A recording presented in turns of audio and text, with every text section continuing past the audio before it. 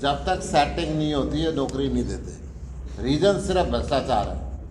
Haryana public service commission के अंदर पैसे चाहिए, हरियाणा मुख्यमंत्री कार्यालय के अंदर पैसे चाहिए।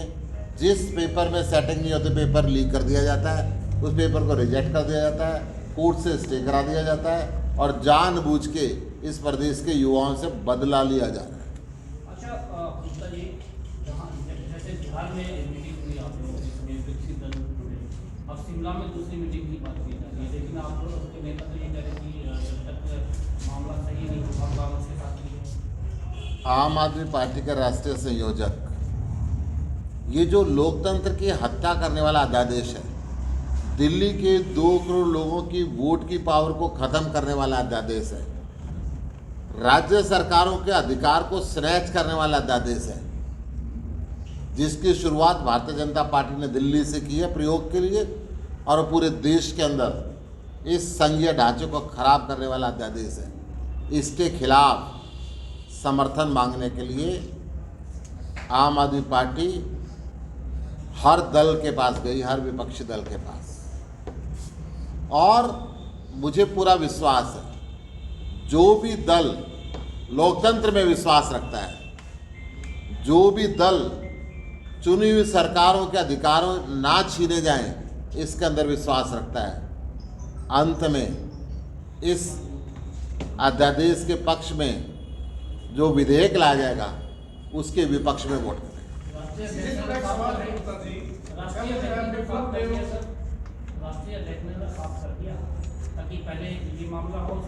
सही बात है, अभी भी मैं वही कह रहा हूँ कि हमें पूरा विश्वास है वो करेंगे, और नहीं करेंगे तो ऐसे दल जो लोकतंत्र में विश्वास नहीं रखेंगे हम उनके साथ नहीं जाएंगे। मैं कह रहा हूँ सिर्फ एक ही बात है, अगर इस अध्यादेश के विरोध के अंदर सब खुला समर्थन देंगे और उस मीटिंग में हम जाएंगे, नहीं तो नहीं जाएंगे।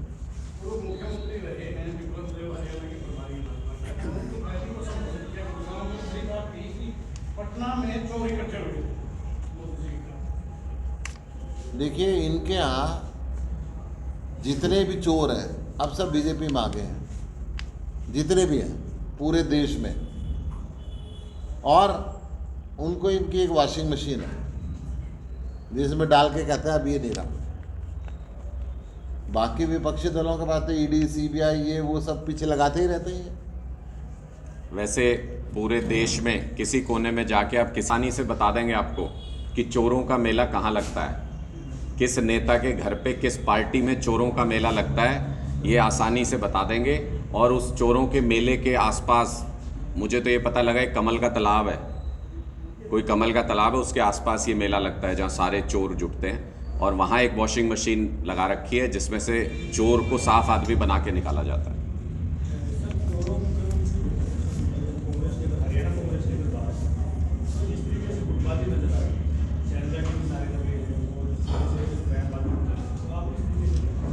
कांग्रेस टुकड़ों में के आज तक अपना संगठन का निर्माण नहीं कर पाई है।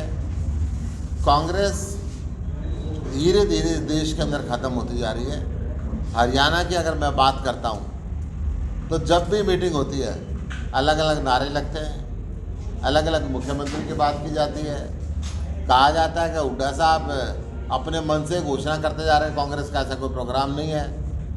तो कांग्रेस को पहले अपना घर संभालना होगा, फिर जनता के पास जाए। वैसे इसमें एक पॉइंट ऐड करना चाहता हूँ, गुप्ता जी ने जो बात कही है कि एक 300 यूनिट बिजली आजकल भूपेंद्र हुड्डा जी हर जगह कहते घूम रहे हैं, हर मीटिंग में बोलते हैं 300 यूनिट बिजली फ्री दे दूंगा। हमने पहले ही कहा था कि नकल के लिए अकल की ज़रूरत होती है, तो इन्होंने 300 यूनिट बिजली वाली नकल तो मार ली, लेकिन इतनी अकल नहीं थी, पहले अपने दल के अंदर तो सामंजस्य बिठा लेते, पार्टी की तरफ से तो ये घोषणा करवा लेते। अब इनकी पार्टी के ही लोग कह रहे हैं कि ये कोई पार्टी का फैसला नहीं है 300 यूनिट बिजली का, पार्टी ने ऐसा अभी कोई निर्णय नहीं किया है। तो कम से कम जो अपनी पार्टी के अंदर सामंजस्य नहीं बिठा सकते उनको बाहर आके बड़ी बड़ी बातें नहीं करनी चाहिए। और दूसरी चीज़ ये कि इनकी हर मीटिंग से कांग्रेस पार्टी की सारा हरियाणा देख रहा है, सारे हरियाणा की नज़र है। लोग ये देख रहे हैं कि जो खुद जूते चप्पल चलाने को तैयार बैठे हैं आपस में, जो आपस में लड़ रहे हैं, उनके पास लोगों की, युवाओं की बातों के लिए, उनके मुद्दों के लिए लड़ने का समय कहाँ है।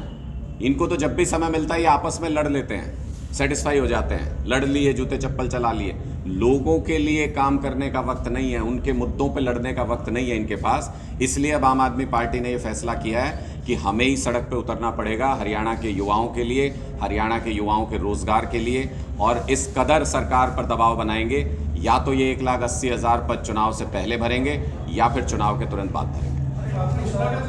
इससे संबंधित है अनुराग जी कि पटना में जाते हैं तो आप उम्मीद कर रहे हैं कि कांग्रेस आपका समर्थन दे देती है, तो फिर क्या आरोप रहेगा? इसी तरीके से रहेंगे? हम अपने लिए समर्थन नहीं मांग रहे इस अध्यादेश के खिलाफ, लोकतंत्र के लिए, दिल्ली की जनता के लिए मांग रहे हैं। ये दो अलग बातें हैं, आप इसको समझें अगर, कि ये बार बार हमसे कहा जाता है कि विपक्षी दलों के गठबंधन में आप क्यों शामिल नहीं हो रहे हैं, आप ही क्यों अलग हो रहे हैं। इसको थोड़ा समझने की कोशिश कीजिए कि आप एक रास्ते पे चलें और पहली जो सीढ़ी है उसको हटा दे कोई, या उस पर कांटे लगा दे, या उस पर कांच तोड़ के डाल दे, तो सीढ़ी कैसे चढ़ेंगे। पहली सीढ़ी ये है कि दिल्ली के लोगों के लोकतांत्रिक अधिकारों का हनन किया गया। हम नहीं कह रहे, सिर्फ सुप्रीम कोर्ट के 5 जजेस की बेंच का फैसला है, जिन्होंने ये कहा, 5 जजेस ने, कि दिल्ली सरकार के हाथ में, मुख्यमंत्री के हाथ में सारी पावर है क्योंकि लोगों ने उनको चुना है। इन्होंने, बीजेपी ने सुप्रीम कोर्ट के उस फैसले को पलट दिया एक कागज के टुकड़े से, एक अध्यादेश से। हमारा सवाल ये है कि कांग्रेस पार्टी इस लोकतंत्र के खिलाफ उठाए गए कदम का विरोध करेगी या समर्थन करेगी। राज्यसभा में या तो कांग्रेस पार्टी बॉयकॉट करे या समर्थन करे बीजेपी का, दोनों स्थिति में वो भारतीय जनता पार्टी के इस तानाशाही अलोकतांत्रिक कदम का समर्थन करती है। ये बहुत स्पष्ट है। जो लोग लोकतंत्र के नहीं हो सकते, हमारे क्या होंगे, उनसे क्या बात करें। जो लोकतंत्र के होंगे वहां से बात शुरू होती है। अगर लोकतांत्रिक लड़ाई में कोई दल हमारा साथ देता है, इस अध्यादेश के खिलाफ मजबूती से खड़ा होता है, बात वहां से शुरू होती है। वो तो हमारे राष्ट्रीय संयोजक कह चुके हैं कि भविष्य के चुनाव में क्या होगा क्या नहीं होगा उसके बारे में तो चर्चा शुरू हुई है। क्या बनता है क्या नहीं बनता है वो तो बहुत आगे की बात है। लोकतंत्र बचाने की लड़ाई में कौन साथ आता है, देश देख रहा है, पूरा देश देख रहा है इस बात को। सबसे पहले हमें ये मुखौटे उतारने हैं कि असली लोकतंत्र के लिए लड़ाई कौन लड़ रहा है और बीजेपी के साथ पर्दे के पीछे कौन सेटिंग कर रहा है। आपकी पार्टी के संजय सिंह जी, उन्होंने एक बड़ी सारे दलों के बेटे और सबका नाम गिनवा दिया था। यहाँ गिन, ठीक है, तो फिर वो सारा पटना में तो वही थे, तो यहाँ गिन लीजिए। मैं ये कह रहा हूँ कि एक चीज जिसमें हम नीतियों के खिलाफत करते हैं, जिसमें हम राजनीतिक लड़ाई लड़ रहे हैं नीतियों को लेकर दूसरे दलों से, लेकिन नीतियों की लड़ाई और लोकतंत्र की लड़ाई में से किसी एक को चुनना हो तो किसको चुनेंगे। 2 प्रदेशों की लड़ाई, देश में किसी मुद्दे पे लोगों का आपस में बहस, या फिर देश की आज़ादी, इनमें से चुनना हो तो किसको चुनेंगे। सबसे पहले लोकतंत्र की लड़ाई देश के लिए बहुत जरूरी है। लोकतंत्र रहेगा तो पार्टियां रहेंगी, पार्टियां रहेंगी तो ये सवाल उठ पाएंगे कि कौन सही है कौन गलत है, किसकी नीतियां सही है किसकी गलत है। जब लोकतंत्र ही नहीं रहेगा तो कौन से परिवार, कौन सी पार्टियां, सब कुछ खत्म हो जाएगा उसके बाद। तो हम मूलभूत लड़ाई लड़ रहे हैं लोकतंत्र की। इन दोनों चीजों को अलग करके देखना होगा। राजनीतिक गठबंधन की बात भविष्य के गर्भ में, सिरे चढ़ेगी नहीं चढ़ेगी, बात होगी नहीं होगी, किन शर्तों पे होगी, वो आगे की बात है, अभी तो शुरू भी नहीं हुई वो बात। लेकिन वो बात शुरू होने से पहले आप लोकतंत्र के साथ हैं या नहीं है, एक लिटमस टेस्ट बहुत ज़रूरी है। जो इस लिटमस टेस्ट में पास नहीं होगा, आम आदमी पार्टी उसके साथ किसी कीमत पे खड़ी नहीं होगी। धन्यवाद। दर्शन के अंदर आप उनके केंद्रीय मंत्री राव इंद्रजीत सिंह की बात सुने, वो कहता है इससे भ्रष्ट सरकार नहीं हो सकती। प्रॉपर्टी आईडी के अंदर भ्रष्टाचार मांगा जा रहा है। ये जो गरीबी रेखा से नीचे वालों को भ्रष्टाचार मांगा जा रहा है। बिना पैसे के सरकार करती नहीं है। ये कहते हैं सरकार केवल घोषणावीर रह गई है। अटल बिहारी वाजपेयी जी के समय पे घोषणा की थी कि एक डिफेंस यूनिवर्सिटी हरियाणा में बनेगी, आज तक ये ईंट नहीं रखी। एक शहीदी स्मारक बनना था नारनौल के अंदर, आज तक एक ईंट नहीं रखी। ये जो सरकार है, ठीक है, आप बोलो। मैं आपको बता रहा हूँ, अब तो इनके मंत्री खुद पब्लिक मीटिंग में एक्सेप्ट करने लगे हैं कि हरियाणा की करप्ट और भ्रष्ट सरकार है।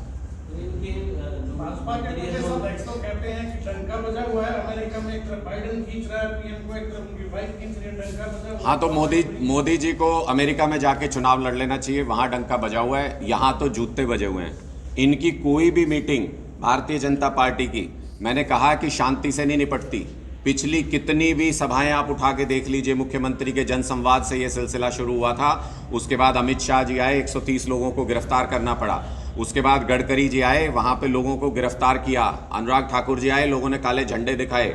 इनकी अपनी ब्रजेंद्र सिंह की सभा मैंने कल बताया, वो अपने पन्ना प्रमुखों की मीटिंग कर रहे थे। इनके लोग कह रहे हैं फर्जी भीड़ जुटा रखी है, बसें भेज भेज के, पन्ना प्रमुख है ही नहीं। पानीपत में खुद प्रदेश अध्यक्ष जिनकी आप बात कर रहे हैं, वो पन्ना प्रमुखों की मीटिंग ले रहे थे। पानी की खाली बोतलें रखी थी कुर्सियों पे, पन्ना प्रमुख बोतलों के अंदर गायब हो गए कहीं। सारे के सारे जो स्थिति है वो इस तरफ इशारा कर रही है कि प्रदेश की जनता, खासकर प्रदेश के युवा भारतीय जनता पार्टी से त्रस्त हो चुके हैं, बहुत ज़्यादा गुस्से में। सवाल उत्तर आपसे